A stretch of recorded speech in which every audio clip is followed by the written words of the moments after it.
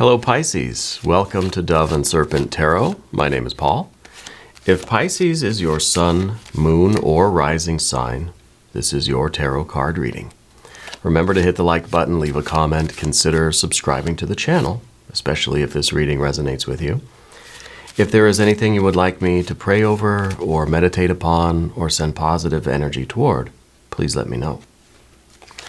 Now, this is going to be a general reading, so try to be open and receptive to whatever may come through during our time together. I am merely the messenger, and I ask you to connect directly with each of these cards and use your own intuition to take you beyond the details that I might provide. And remember, Pisces, that the most important part of any tarot reading is you. Okay, a Princess of Swords. I feel like right now you're in kind of a learning mode, right? It makes sense to me that you're kind of trying to develop some skills that you have, trying to learn new skills, trying to overcome maybe some limitations or some blockages that we kind of had in terms of our development. It's like we're trying to kind of level up our approach to life. I feel that there's an intense curiosity in you. You know, I feel like you're someone that like wants to know the answers to the universe. Yeah. And I think that this is us understanding that, you know, it's a process, and that in order for us to learn and grow and expand and, you know, we have to realize that there are things we don't know. I mean, that's wisdom, right? Kind of knowing that you don't know. But then there's this willingness to learn. So I almost wonder if you're in a new situation where you're kind of you're like the new person in the company or whatever, you know. And we have to really accept the fact that, you know, in this particular context, and we're going to see what the context is, I might be the one that's kind of at the bottom of the food chain for now. That I should just I should be open and receptive, right, to kind of learn the ropes here, learn what's going on before I really start asserting myself, before I start trying to make changes or anything like that. So this is a kind of a difficult card, because it's kind of like maybe it's something you already know, right? And it's you know, it takes a lot of effort for us to just kind of absorb, to take new information in, and to be okay with that, especially if that new information kind of goes against what you already have believed, or what you were taught before, or what you thought was true, right? It's kind of like you're going into a business or an industry, and they're telling you something different than what they taught you in school, and you're like, but wait a minute, that's not how we learned it, you know. So we have to kind of balance that. We have to be willing to receive the information and the kind of knowledge of this. But let's see where this energy is going to be very useful to you. We got a 7 of Pentacles. It kind of feels as if I wonder if you're in a situation where you are observing and watching what other people are doing, and trying to take in the knowledge and the information and learn the new skills and stuff. But it almost appears as if the other people don't know what they're doing. Right? And I wonder if that's something going on with you. Maybe it's at work, maybe it's at home, friends, family, maybe it's in relationships, I don't know. But I feel like you're trying to bite your tongue. You're trying to keep your mouth shut because you're watching people do things a certain way, and you're like, that is not how you do it, right? But what do? Do you speak up? Are you that person that says, hey, you're doing it wrong? It's like, well, you're the new person. You don't get an opinion, right? But let's keep going. Let's see more about this. Underneath the surface, Ace of Wands. This is you trying to resist that impulse to just take over, to just kind of say, just let me do it, right? Well, maybe that's what, I don't know, is that what you should do? You know, I think you're gonna be stepping on some toes. I think that this is it's a very kind of precarious position to be in. Because if you step on other people's toes, yes, maybe you do things right, but you make everybody else look bad. But if you don't, if you stand back and let people do things the wrong way, then you're kind of guilty by association. You're kind of complicit in that, right? Because you let it happen. And also, it doesn't really showcase your abilities, your skills, your initiative, right? I always think everybody's got to take the initiative. We got to take the initiative. You know, if you see something wrong, well, step in, take action, right? And then you do, and then you're hated for it, right? So I feel like this is the issue right now. Like, do I jump in and fix it? Do I prevent people from doing this the wrong way? If maybe it's at home, at school, wherever, at work. Or do you just kind of stand back and say, it's not my place to correct anybody right now. I'm still learning. Maybe after all, they're not doing it wrong. See, how are we so sure about our own perception of something? So what do we do? But you're somebody that I think you kind of know your way around things. I think for some reason you're able to really, how things work. Okay? So even though you may be an amateur or a lay person, you probably know more than the people that have the degree and the certificate, right? But they're not going to appreciate you jumping in and correcting things or speaking up or kind of challenging their way of doing things. So it is a sticky spot for you, for sure. There's the Eight of Pentacles. The Eight of Pentacles is probably your experience of doing things the right way. You're able to see when something's not working. Let's say this is literally, the community garden, right? And there are a lot of people there that have degrees in horticulture or botany or whatever it is, agriculture, and you don't. But you have years of experience making things grow and, healthy tomatoes on that plant there. I would rather go to you and ask your advice because you've proven it through your track record that you know what you're doing. But you're in this new situation where you don't have all the bells and whistles and the fancy degrees that the other people have. Or maybe you do, but you're the new person there. And so it's kind of like, maybe if you're asked, then you can kind of say, well, I've done it for 100 years this way, and look at what I can achieve. It's about our approach, and it's kind of it's almost waiting for the door to be opened, waiting for the window of opportunity, waiting for an invitation to activate your energies. Because this is, I think, kind of almost innately how to do things. Things that you may not have had to even really learn. It's like you just know, let's say mechanics. You know about mechanical stuff since a kid. You just know how to do things.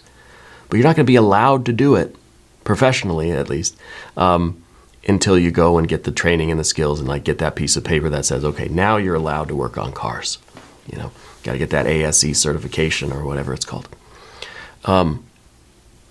So it feels like a situation like that.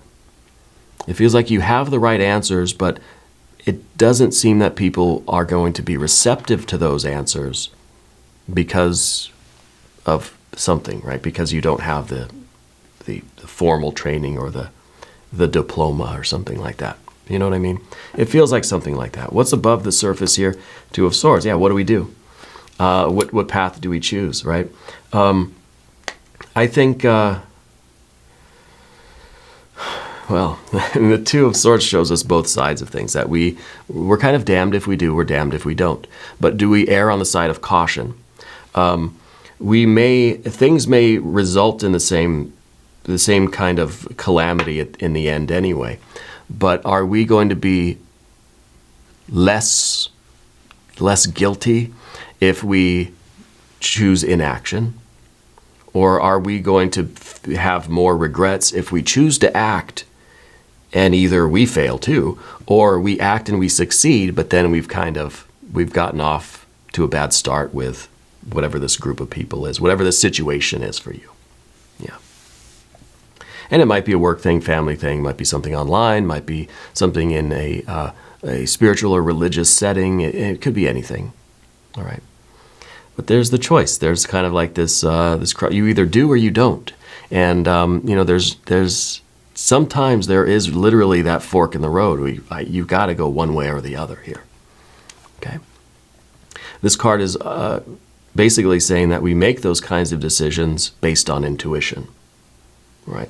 Well, let's see what the future position holds for us here. Six of Wands. Interesting. Your intuition will lead you to be successful in this situation. And the Six of Wands is very interesting because not only is it your victory, so you're getting the win here in whatever this situation is, but you're also being looked at as a leader. So is this saying that if we step in, if you take that fiery Ace of Wands initiative and you act, you take the initiative to prevent a disaster and fix something and do something right, and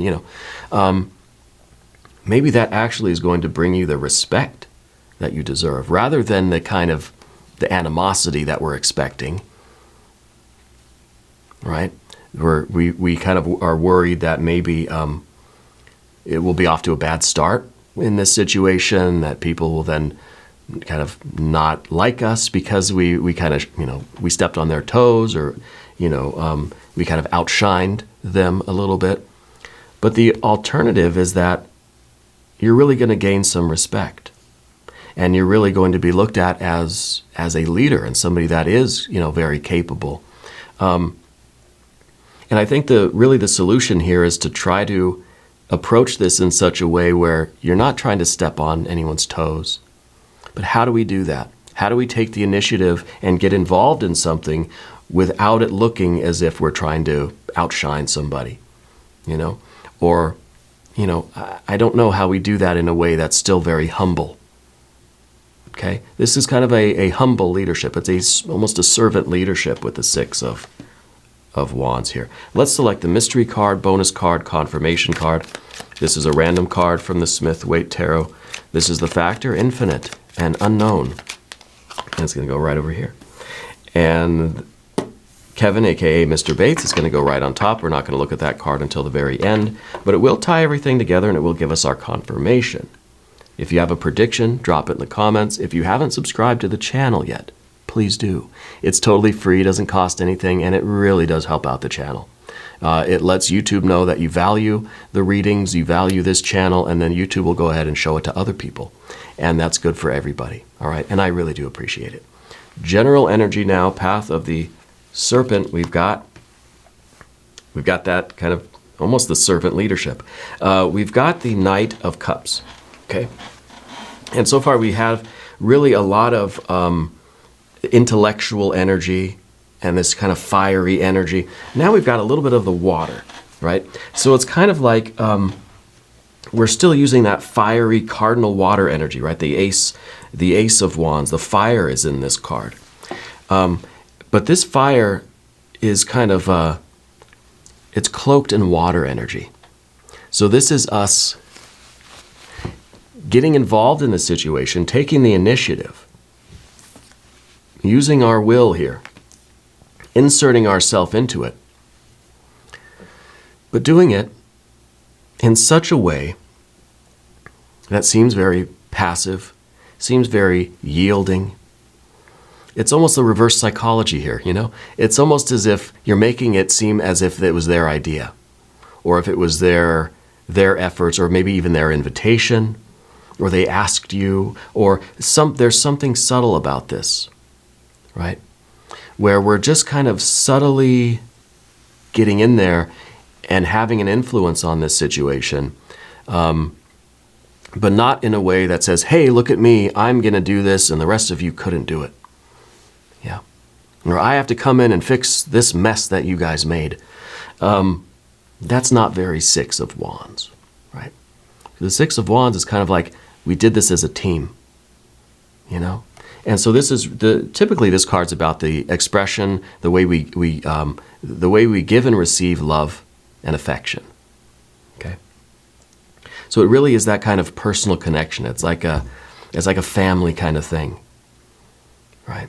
And so this might give you a clue on how to move forward in this situation that you're in.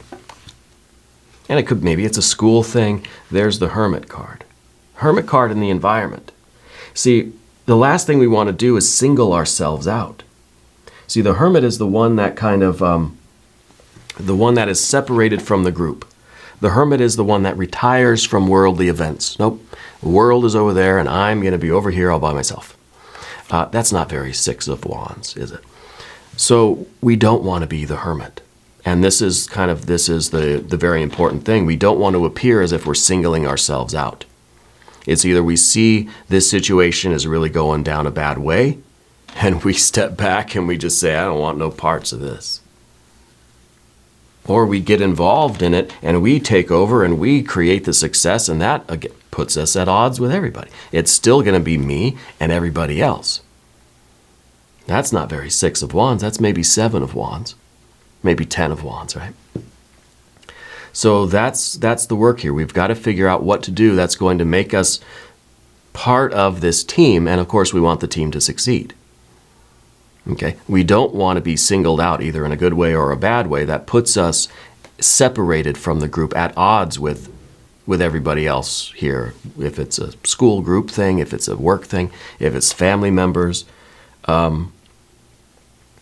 It's a very difficult situation. What is the real obstacle here? Well, now we have a Knight. Oh gosh, now we have a Knight of Swords.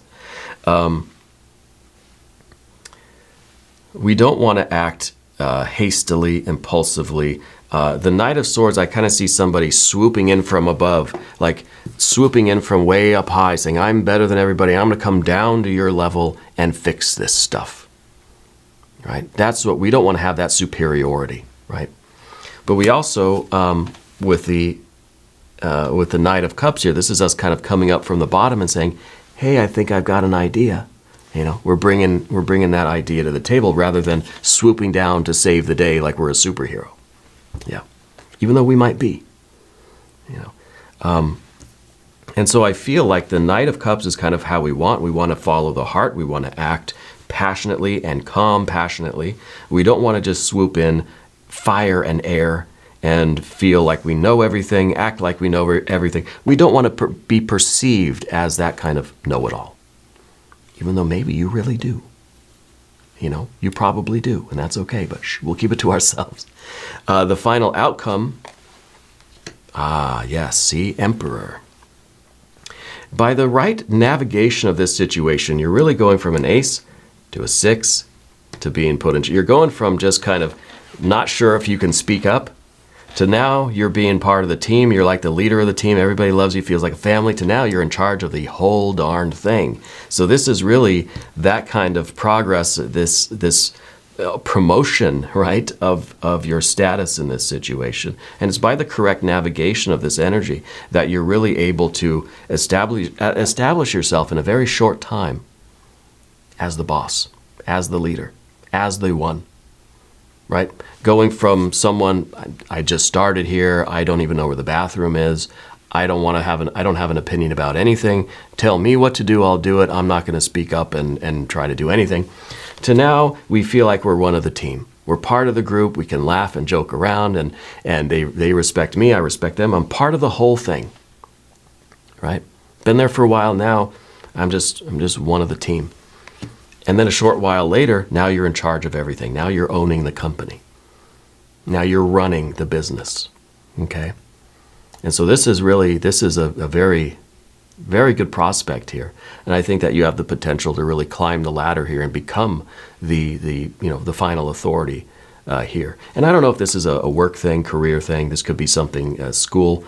It could be, very much could be school, because we started out with that idea of learning, having to learn the ropes. And with the Princess of Swords, I was thinking that it's like we're kind of learning new skills, new information, learning where the bathroom is, learning how to do things this particular way, even though we might have learned it a different way, you know.